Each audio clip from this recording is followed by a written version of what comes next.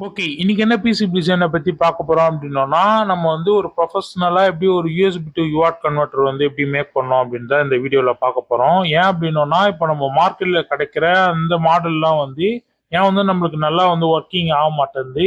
நெறைய வந்து நம்ம புரோகிராம் பண்ணும்போது எரர்ஸ் நெறைய வருது. அதெல்லாம் எப்படி சார்ட் அவுட் பண்ணி, எப்படி அத கிறிஸ்டல் கிளியரா நம்ம ப்ரொஃபஷனலா எப்படி ஒரு பிசிபி டிசைன் ப்ரொஃபஷனலா பண்றனால நம்மளுக்கு என்னென்ன பெனிஃபிட் அப்படின்றத டீட்டெயிலா இனிமேல் வர வீடியோல எல்லாமே ரொம்ப கிறிஸ்டல் கிளியரா ரொம்ப ப்ரொஃபஷனலா ஒரு லே அவுட் எப்படி பண்ணணும், ஒரு ஸ்டாக்கப் எப்படி எடுக்கணும், எப்படி ஒரு சிமேட்டிக் எப்படி எடுக்கணும், அதுல என்னென்ன சேஞ்சஸ் பண்ணா என்னென்ன டெவலப் பண்ணா நம்மளுக்கு வந்து நல்லபடியா நம்மளோட பிசிபி டிசைன் வந்து நம்ம பண்ண முடியும் அப்படின்றதுக்காக இப்போ வந்து ஃபர்ஸ்ட் ஸ்டெப்பா ஒரு ப்ரொஃபஷனலா எப்படி ஒரு யூஎஸ்பி டு யூஆர்ட் கன்வெர்ட்டர் வந்து எப்படி செய்யணும் அப்படின்றத சொல்றேன். ஃபர்ஸ்ட் நம்ம லே அவுட்லாம் போறதுக்கு முன்னாடி நம்ம எடுத்திருக்க ஐசியோட டேட்டா ஷீட்டை வந்து பார்ப்போம். இப்போ நம்ம எடுத்திருக்க டேட்டா ஷீட்ல பார்த்தோம் அப்படின்னா நம்ம எடுத்திருக்க மாடல் பார்த்தோம் அப்படின்னா FT232R என்ற அந்த மைக்ரோ கண்ட்ரோலர் தான். இந்த மைக்ரோ கண்ட்ரோல் இந்த ஐசி தான் எடுத்திருக்கோம். இந்த ஐசியில் வந்து பார்த்தோம் அப்படின்னா நம்ம நிறைய விஷயத்த பார்க்க வேண்டியது இருக்கு. அதை பின்னோட்டில் பார்க்க வேண்டியது இருக்கு. ஆனால் பெரும்பாலும் இந்த மாரி கன்வெர்ட்டர்ல எல்லாம் பார்க்குறோன்னும் போது நம்மளுக்கு டேட்டா ஷீட்லேயே வந்து ரெஃபரன்ஸ்க்காக ஒரு இமேஜ் கொடுத்துருப்பாங்க. அதை செக் பண்ணி எடுத்தாலே போதும். அதே போல இதுலயே ஒரு சில அவங்க வந்து மிஸ்டேக் பண்ணியிருக்காங்க. என்னன்னு பார்த்தோம்னா, நம்மளுக்கு யூஎஸ்பி பாசிட்டிவ் அதாவது டேட்டா ப்ளஸ்ல வந்து பார்த்தோம்னா, கனெக்ஷன் பண்ணாம இந்த மாதிரிலாம் இருக்கும். அதெல்லாம் பார்த்து நீங்க ஒன்றும் கவலைப்பட வேணாம். இதுல ஒரு சிலது கொஞ்சம் டேட்டா ஷீட் ஒரு ஒரு மாதிரி கிளியரா இருக்காது. அது ஒண்ணு மட்டும் நம்ம ரெக்டிஃபை பண்ணி நம்ம எடுத்துக்கணும். அதை கொஞ்சம் பார்த்துக்கோங்க. ஃபர்ஸ்ட் எந்த பிசிபி டிசைன் பண்ணா டேட்டா ஷீட்டை பார்க்கறது நல்லது. அதே போல இது ஒரு டேட்டா ஷீட்டும் பார்த்து நம்மளுக்கு அதுக்கேற்ற போல நம்ம சிமேட்டிக் வந்து கஸ்டமைஸ் பண்ணிக்கலாம். இப்போ சிமேட்டிக் போயிட்டு அப்புறம் லேஅவுட் போய் பார்ப்போம். சிமேட்டிக்ல வந்து பார்த்தோம் அப்படின்னோம்னா, நம்ம இதுல என்ன இன்க்ளூட் பண்ணியிருக்கோம் அப்படின்னோம்னா, ஃபுல் அண்ட் ஃபுல் அந்த டேட்டா ஷீட்ல இருக்கிறது தான் நம்ம வந்து அந்த சிமேட்டிக்கை தான் ரீகிரியேட் பண்ணியிருக்கோம். ஆனா இதுல வந்து நம்ம என்ன வந்து நம்ம டெவலப் பண்றதுக்கு நம்மளுக்கு ப்ரொஃபஷனலா இன்னும் கொஞ்சம் எந்த ப்ராப்ளமும் இல்லாம இருக்கிறதுக்கு என்ன நம்ம வந்து இதுல கனெக்ட் பண்ணியிருக்கோம் அப்படின்னோம்னா, டிவிஎஸ் டயோடு வந்து நம்ம கனெக்ட் பண்ணியிருக்கோம். இந்த இந்த இஎஸ்டி ப்ரொடெக்ஷன் ஏன் பண்றோம் அப்படின்னோம்னா, நம்மளுக்கு வந்து இப்போ எக்ஸாம்பிள் சொன்னோம் அப்படின்னா நம்ம கேபிளை வந்து கனெக்ட் பண்றோம் போது ஸ்டாட்டிக் எனர்ஜி வரும். அந்த ஸ்டாட்டிக் எனர்ஜி நம்ம பாடி வழியாவோ இல்லைன்னா நம்மளோட அந்த பண்ற அந்த கேபிள் கனெக்டர் மூலியமாவோ நம்மளுக்கு வந்து ப்ராப்ளம் வரும். அப்படின்னும் போது அதை வந்து பிளாக் பண்ணி அதை டெர்மினேட் பண்ணி நம்மளோட கிரவுண்டிங் பண்ணிட்டோம் அப்படின்னோம்னா நம்மளுக்கு அதோட பர்ஃபார்மன்ஸ் வந்து இன்னும் நம்மளுக்கு லாங் டைமா ரொம்ப டூரேஷனா நம்மளுக்கு வந்து ப்ரோக்ராம் பண்றதுக்கு எந்த பிரச்சனையும் இல்லாம இருக்கும். அதனால தான் இந்த இஎஸ்டி ப்ரொடெக்ஷன் வேணும். இந்த டிவிஎஸ் லேஅவுட் கண்டிப்பா வேணும். அப்படி பண்ணணும் போது நம்ம சிக்னல்ல எந்த டிராப்பிங்கும் இருக்காது. அதே போல இஎஸ்டி ப்ரொடெக்ஷன் வந்து நம்ம எங்கெங்கெல்லாம் வைக்கிறோம் அப்படின்னோம்னா நம்மளோட டேட்டாஸ்க்கும் அதே போல நம்மளோட பவர் லைன்ஸ்க்கும் வந்து இந்த இஎஸ்டி ப்ரொடெக்ஷன் வச்சிருக்கோம். அப்படின்னும் போது தான் நம்ம ஸ்டாட்டிக் எனர்ஜி வந்தாலும் சரி, இந்த வோல்டேஜ் ஸ்பைக் வந்தாலும் சரி, நம்மளுக்கு எந்த மெத்தட்லயும் வந்து நம்மளுக்கு ட்ராப் ஆகாம நம்மளோட சிக்னல் பாசிங் வந்து ப்ரொஃபஷனல் நல்லா ஒர்க்கிங் வந்து எந்த பிரச்சனையும் இல்லாமல் இருக்கும். அது லே அவுட்ல ஒரு சில விஷயத்த பார்க்க வேண்டியது இருக்கு. அதையும் பார்ப்போம். இவ்வளவுதான் இந்த சிமேட்டிக். அதுல இருக்கிறது தான் அப்படியே எடுத்திருக்கேன். இதுல இன்க்ளூட் பண்ணி இருக்கிறது என்னன்னு பார்த்தோம்னா இந்த டிவிஎஸ் டயோடும் அதுக்கு அடுத்து வந்து பார்த்தோம் அப்படின்னா 2 எல்இடிஸ் மட்டும் எடுத்திருக்கேன். அதாவது டேட்டா டிரான்ஸ்ஃபர் ஆகும்போது ரிசீவர் ஆகும்போது பிளிங்கிங் ஆகிறதுக்காக 2 எல்இடி மட்டும் எடுத்திருக்கேன். மற்றபடி வேற ஒன்றும் இல்லை. அதுக்கடுத்து இப்போ நம்ம வந்து லே அவுட் வந்து பார்ப்போம். லேஅவுட்ல வந்து பார்க்க வேண்டியது எதுவும் பார்த்தோம்னா நம்ம யூஎஸ்பி ரூட்டிங் மட்டும் தான் பார்க்கணும். அது வந்து கொஞ்சம் ஃபோக்கஸ் பண்ணி பார்க்கணும். அது எப்படி எப்படி பண்ணணும் அப்படின்றத சொல்றேன்.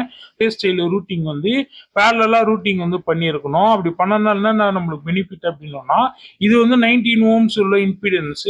இது வந்து நம்ம டேட்டா லாஸ் இல்லாம ஹை ஸ்பீட்ல டிரான்ஸ்ஃபர் ஆகிற ஒரு காம்பாக்டான ஒரு ப்ரோட்டோகால். அப்படின்னும் போது இதை நம்ம வந்து ரொம்ப சென்சிபிளான சிக்னல்ல தான் நம்ம எடுத்துக்கணும். அதனால அந்த பேர் வந்து எப்பயுமே சேஞ்ச் ஆகக்கூடாது. டிஃபரன்ஷியல் பேர் இருந்தது அப்படின்னோம்னா நம்மளுக்கு வந்து ப்ராப்ளம். அதனால எப்பயுமே வந்து ஸ்டைல் ஒரே ஸ்டைலில் வந்து ரூட்டிங் வந்து எப்பயுமே டேட்டா ப்ளஸ் டேட்டா மைனஸ் வந்து வச்சுக்கணும். அப்படின்னும் போது தான் நம்மளுக்கு மெயின்டைன் ஆகும் 19 ஓம்ஸ் இம்பிடன்ஸ். அதனால அதை மட்டும் கொஞ்சம் ரூட்டிங் மட்டும் இந்த போல ஒரே ஸ்டைல் வந்து ரூட்டிங் ஸ்ட்ரெயிட் அண்ட் ஸ்ட்ரெயிட்டா வந்து நீங்க ரூட்டிங் பண்ணிக்கணும். அதே போல இந்த டிவிஎஸ் டயோடு வந்து எப்படி வந்து நம்ம பிளேஸ் பண்ணி வைக்கணும் அப்படின்னோம்னா நம்மளுக்கு இன்புட்டா வர யூஎஸ்பில இருந்து வரும்போதே அதோட எட்ஜில் அதாவது நம்ம பேடோட எட்ஜில் இந்த பேடுக்கும் அப்புறம் இந்த பேடுக்கும் ரொம்ப பேரலா வச்சு ரொம்ப கிட்டக்க வச்சு நம்ம வந்து இந்த டிவிஎஸ் டயோடு வந்து வச்சிருக்கணும். அப்படின்னா தான் அது யூசேஜ் வந்து நம்மளுக்கு நல்லா இருக்கும்.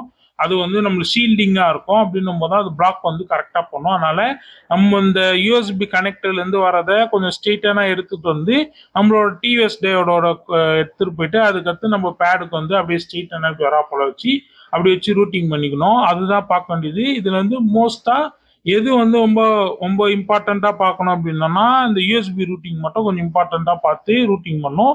இதுல இது மட்டும்தான் கொஞ்சம் ஃபோக்கஸ் பண்ணி பார்க்கணும். அதே போல ஸ்டிச்சிங் வயர்ஸ் வந்து பார்த்தோம் அப்படின்னா நம்ம மேலேயும் கீழேயும் யூஸ் பண்றதுனால நம்ம சிக்னல் இன்டிகேட்டர் வந்து பெட்டரா இருக்கும். நம்மளுக்கு வந்து அதனால வந்து ஃபர்ஸ்ட் லேயர்லயும் செகண்ட் லேயர்லயும் நம்ம வந்து ஸ்டிச்சிங் வயர்ஸ் யூஸ் பண்ணி நம்ம வந்து அதை வந்து நம்ம இன்னும் ஸ்டேபிளா பண்ணோம் அப்படின்னோம்னா கிரவுண்டிங் ஸ்டேபிளா பண்ணோம் அப்படின்னா நம்மளுக்கு வந்து அந்த சிக்னல் இன்டிகேட்டர் பெட்டரா இருக்கும். அதனால ஸ்டிச்சிங் வயர்ஸ் மேலேயும் கீழே வந்து யூஸ் பண்ணிக்கணும். அதுக்கு ஸ்டிச்சிங் வயர்ஸ் வந்து நான் வந்து நம்மளோட ஐசி கீழே வந்து யூஸ் பண்ணியிருக்கேன்.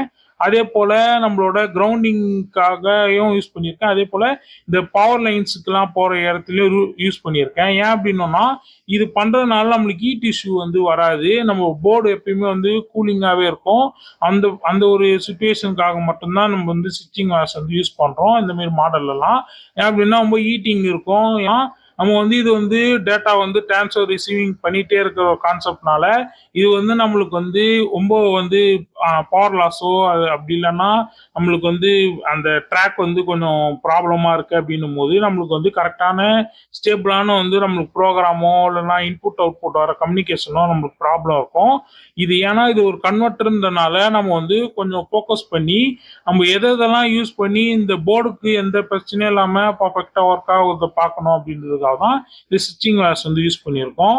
அதுக்கடுத்து மூணாவதாக பார்த்தோம் அப்படின்னோம்னா நம்மள இருக்க இந்த ட்ராக் வித், அதாவது இந்த பவரோட ட்ராக் வித்லாம் வந்து ஏன் இவ்வளோ பெருசாக வந்து நம்மளோட ட்ராக் வித் வந்து யூஸ் பண்ணியிருக்கோம் அப்படின்னோம்னா ஏன்னா வந்து நம்மளுக்கு வந்து இதோட வோல்டேஜ் ட்ராப் ஆச்சு அப்படின்னோம்னா நம்மளுக்கு ப்ராப்ளம் ஆகும்.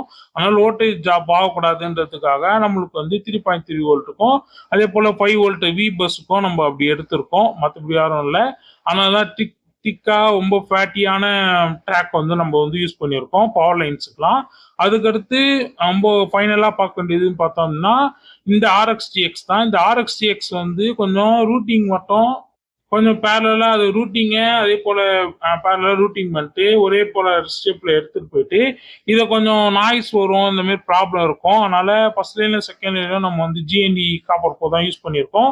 அதனால் வந்து இந்த நாய்ஸ் வந்து அவாய்ட் ஆகிடும். இருந்தாலும் ஓரளவுக்கு ரூட்டிங் மட்டும் கொஞ்சம் கேப் விட்டு கொஞ்சம் ரூட்டிங் பண்ணிக்கணும். அதே போல் நம்மளுக்கு ஐசியிலேருந்து தான் இன்புட்டாக நம்மளுக்கு வந்து வருது. அதே போல் நம்ம அவுட்புட்லேருந்து தான் நம்மளுக்கு வந்து டிஎஸ் டேவில் வருது. அப்படின்னும் போது கொஞ்சம் சென்டரில் வச்சு நம்ம வந்து இந்த டிஎஸ் டேட் வந்து வச்சு நம்ம பிளேஸ் பண்ணி அப்படி ரூட்டிங் பண்ணோம் அப்படின்னோம்னா நம்மளுக்கு வந்து அந்த பிளாக்கிங் வந்து கண்டிப்பாக அது வந்து பிளாக் பண்ணும். அதனால இது டிரான்ஸ்ஃபர் ரிசீவிங் ஆகிற கான்செப்ட்னால யூஆர்ட் கான்செப்ட்னால நான் வந்து ரெண்டுத்துக்கும் சென்டரில் வச்சு நான் வந்து ரூட்டிங் பண்ணியிருக்கேன் இந்த டிஎஸ் டேயோட வச்சு. அதுக்கடுத்து என்ன பார்க்க வேண்டியது இருக்கு அப்படின்னோம்னா நம்மளோட இந்த எல்இடி லைட்ஸ் 2 வச்சிருக்கோம். அந்த எல்இடி லைட்ல வந்து நம்ம வந்து 2 பஸ் இருக்கும். சி பஸ் 0வும் சி பஸ் 1 இருக்கும்.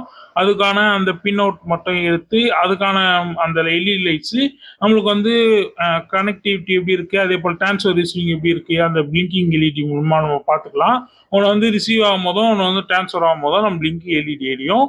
அவ்வளோதான். இவ்வளோதான் இந்த லே அவுட்ல வந்து பார்க்க வேண்டியது. ரொம்ப ரொம்ப சிம்பிளான ஒரு லே அவுட் தான். ஆனால் எவ்வளோ நம்ம டெவலப் பண்ணுறோம், நம்ம பிசிபி டிசைனில் எவ்வளோ டெவலப் பண்ணாலும் நம்மளுக்கு என்னென்ன பெனிஃபிட்டு, நம்ம ரூட்டிங் பண்ணுறதுல என்னென்ன பார்க்க வேண்டியது இருக்குது அப்படின்றது தான். ஒரு பிசிபி டிசைனராக எப்படி யோசிக்கணும் அப்படின்னோம்னா இப்போ வந்து நம்மளுக்கு எந்த ப்ராப்ளத்துலையும் நம்மளோட டிசைன்லேயோ சரி நம்ம போர்ட்லேயும் வந்து எந்த ஃபால்ட்டும் வரக்கூடாது அப்படின்ற ஃபோக்கஸில் தான் நம்ம வந்து டிசைன் பண்ணுறோம். அப்படின்னும் போது அதில் எந்த இதுலேயும் வந்து அதை வந்து காம்ப்ரமைஸ் பண்ணக்கூடாது.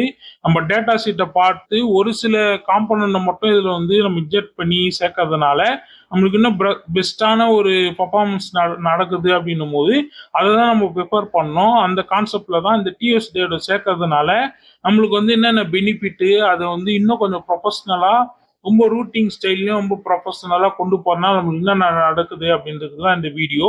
இதுக்கு அடுத்து அந்த யூஎஸ்பி டு யூஆர்ட் கன்வெர்ட்டர்ல வந்து பார்த்தோம்னா இந்த ஆட் பண்ணியிருக்கேன். அதே போல் வர வீடியோஸில் வந்து இன்னும் கொஞ்சம் ப்ரொஃபஷனல் என்னென்ன பண்ணோம் அப்படின்றதையும் சொல்கிறேன். அவ்வளோதான் இந்த வீடியோவில் சொல்ல நினச்சேன். ரொம்ப சிம்பிளான லே அவுட் தான், ரொம்ப சிம்பிளான டிசைன் தான். ஆனால் இதில் அந்த டிஎஸ் டேட்ஸ்னால அது இப்போ நம்மளுக்கு நல்லது. அதே போல் அந்த ரூட்டிங் ஸ்டைல்னால நல்லது அப்படின்னு தான் சொல்லியிருக்கேன்.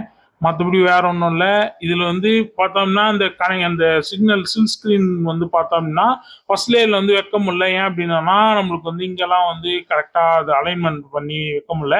நம்ம கண்ணுக்கு வந்து ரொம்ப அப்பீரியன்ஸாக இல்லை. அந்த ஒரு ரீசனுக்காக நான் வந்து பேக் சைடில் வச்சுருக்கேன். இந்த பேக் சைடில் வச்சதுனால எந்தெந்த கனெக்டருக்கு எந்தெந்த மாரி யூஸ் பண்ணிக்கிறோமோ, இந்தமாரி நம்ம கான்ஃபிளிக் வச்சு நம்ம யூஸ் பண்ணிக்கிறோமோ, அந்த மாரி அவங்க வந்து பண்ணிட்டோம் அப்படின்றதுக்காக நான் பேக் லேயரில் வந்து சில்க் ஸ்க்ரீன் வந்து போட்டிருக்கேன். மற்றபடி வேற ஒன்றும் இல்லை. இவ்வளோதான் இந்த சிம்மாட்டிக், இவ்வளோதான் இந்த லேஅவுட்டு. ரொம்ப சிம்பிளாக ரொம்ப டீட்டெயிலாக சொல்லியிருக்கேன் நம்புகிறேன். உங்களுக்கு இந்த மாரி வீடியோ வந்து பிசிபி டிசைனை பற்றி லேர்ன் பண்ணோம் அப்படின்னு நினச்சிங்கன்னா கண்டிப்பாக இந்த எலிஃபண்ட் பின் சேனல் உங்களுக்கு யூஸ்ஃபுல்லாக இருக்கும். ஆனால் சப்ஸ்கிரைப் பண்ணி பாருங்கள். ரொம்ப டீட்டெயிலாக நான் சொல்லியிருக்கேன். இதுக்கு அடுத்து வர வீடியோலாம் ரொம்ப ப்ரொஃபஷனலான பிசிபி டிசைன் தான் மேக் பண்ணலான்னு இருக்கேன். அதனால் கண்டிப்பாக செக் பண்ணி பாருங்கள்.